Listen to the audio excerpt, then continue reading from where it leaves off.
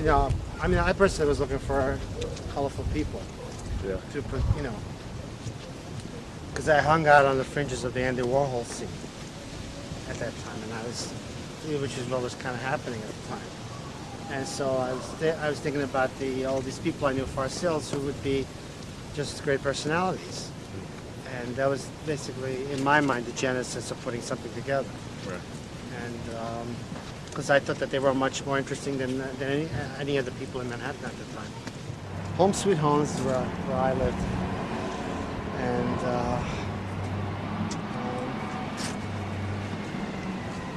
those are my relatives. I was just kidding. But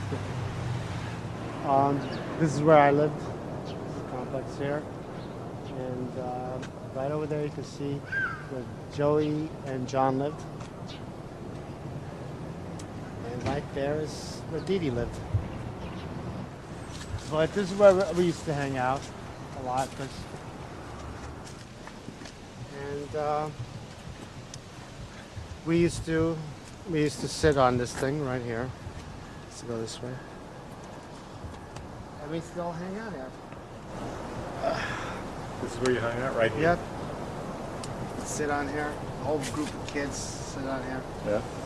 And usually John would hold court, you know. So the Ramones sort of invented themselves. I mean, there's a long road to the Ramones, through the Stooges and New York Dolls and Slade, and Bay City Rollers, and countless bands and music that we absorbed. I mean, all of us were very much into music, you know, the history of music. I mean, we came through the 50s, late 50s through the 60s, you know, with the radio glued to our ears. That's the one thing I think we all had in common, is we were really radio fanatics, I mean, music fanatics.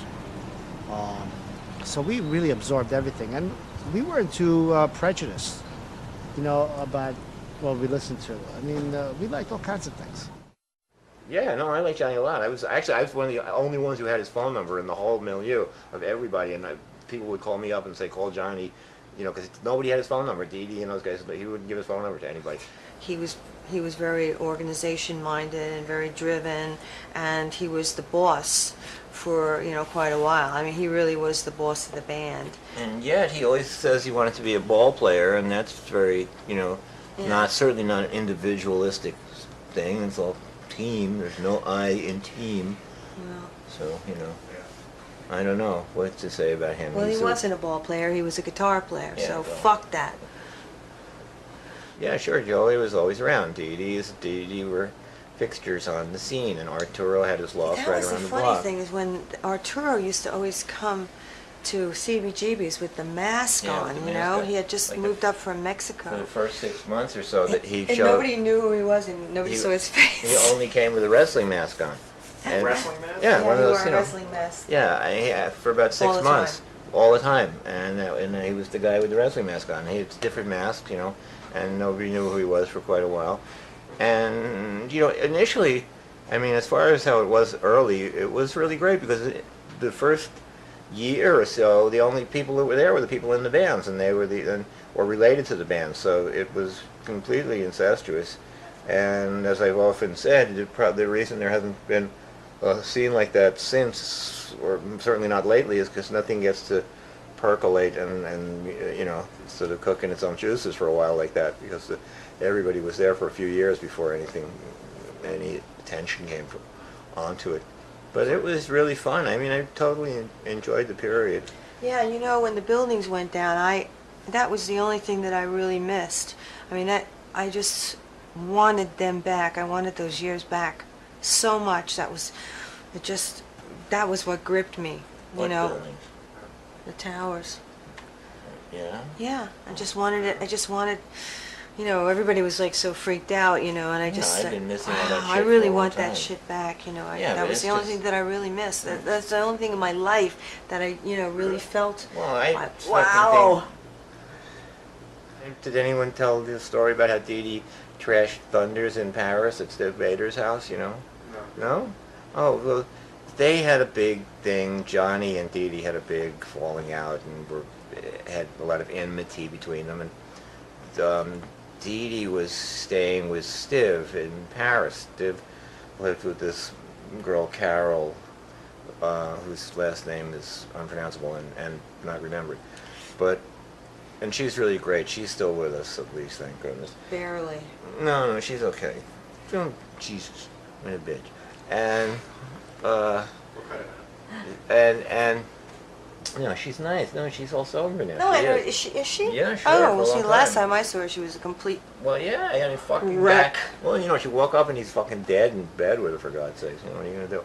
But, so Dee Dee was staying with them, and you know, something went down about Johnny, and Dee Dee said, "Well, just don't let Johnny come over." So of course, Viv had Johnny come over from the airport with his bags, and they, you know, Johnny passed out for a few days straight, and in all that, somehow Dee Dee decided that Johnny stole his jacket or something like that, and Johnny had this like sacred guitar, this like right. His Les Paul guitar. TV model, that yellow one that he played all through the early doll stuff. And Dee Dee like destroyed it and poured bleach all over his clothes, and then trapped them all in the room and pushed furniture up against the door and was holding everybody hostage with a knife. And as he raved and went insane. And there's probably more detailing, you know. And a lot of people sort of know that story. And all those people are gone. It's really sad in a way, you know. Joey didn't have an evil side at all. Joey was genuinely like one of the nicest people one could run into on any level. So. Yeah, he Yeah. started out being very shy, Joey, and, you know, very soft-spoken and didn't really talk much, and he, you know, he's so far away from everyone. Just sort of, and then, you know, after a while he sort of loosened up, and, you know, he really is a nice person. And what I liked about Joey was that he was really had a great feeling for rock and roll and the tradition of rock and roll, and you know, he really felt something for that. He felt responsibility to that, and But it was or, real. you know, It wasn't like a pose that I Yeah, see a lot of. no, I he see a really lot liked it. of. He I see really a lot of liked it. people. You know, just it's again, it's like an affectation. You know, they're, you know, knowing the names of bands and all this crap. But Joey really was really into it, and it was really great for me seeing him come into his power, and you know, really see him become this, you know, powerful icon that he became, and that was a fantastic thing. Well, I mean, you know, on a weird level, I think Dee Dee was kind of jealous of Joey getting all the attention for dying, which is kind of sad too. But I mean, like, it almost makes sense, because Dee Dee had, like, at one point or another, they all told me like he had every single disorder, psychological disorder you could think of.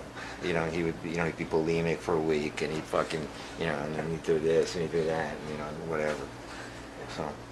You use a character. Yeah, but the last time I saw him, we went to a rubber fetish store, and he was going, "Oh, I don't know about this stuff. I can't handle this stuff." You know what a fucking freak he is. I mean, not anything he didn't do or think at one time or another. He was putting on this big act of being innocent. You know. You know, so we didn't ask the question. I had a life-size plaster nun, you know, from like a church lawn in my apartment on the Lower East Side, and he was afraid of it. And I came back one time and there was like stab holes in it, you know, fucking attacked it or something, you know.